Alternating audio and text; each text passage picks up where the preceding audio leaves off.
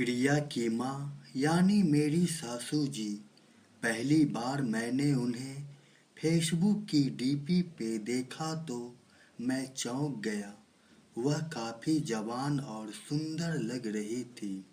साधारण सी pink colour की साड़ी, माथे पे गोल बिंदिया, रेड लिपस्टिक। ये कहानी तब की है जब मैं प्रिया के घर आया था। बड़े ही अदब से उन्होंने मेरी खातिरदारी की थी। दामाद जो मैं उनका था। उस रात काफी देर तक मैं उनके बारे में ही सोच रहा था।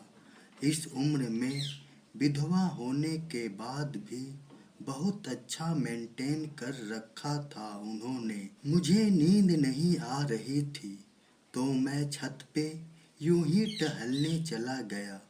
वहां का मंजर देख मैं हैरान रह गया। छत की दूसरी ओर दो लोग काफी करीब एक दूसरे के थे। मैं उन्हें देखने की कोशिश करने लगा। आखिर ये दोनों इस वक्त अंधेरे में क्या कर रहे हैं। बरसाती के दीवार की तरफ से मैंने झांका तो मुझे कुछ आवाजें सुनाई दी। मैं कुछ दिन नहीं आ पाऊंगी, घर में मेहमान हैं, मेरी बात समझा करो। यह आवाज मेरी सासू की थी।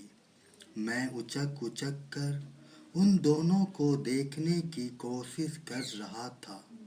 काफी प्रयास के बाद मुझे कुछ ऐसा दिखा जिसकी मैंने कभी कल्पना भी नहीं की थी। कुछ देर बाद वह शख्स छत की दूसरी तरफ से अंधेरे में गुम हो गया।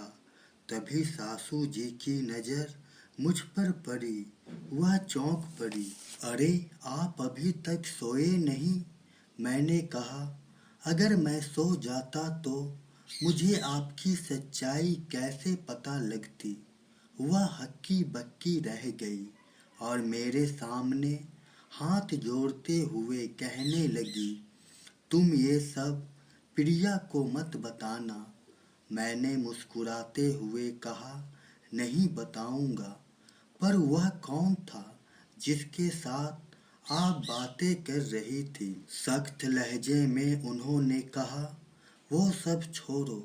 तुम्हें चुप रहने के लिए मुझसे क्या चाहिए?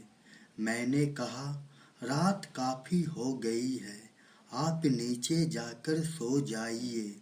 बाद में मैं आपसे बात करता हूँ। दोस्तों, आगे की कहानी अगले भाग में सुनाई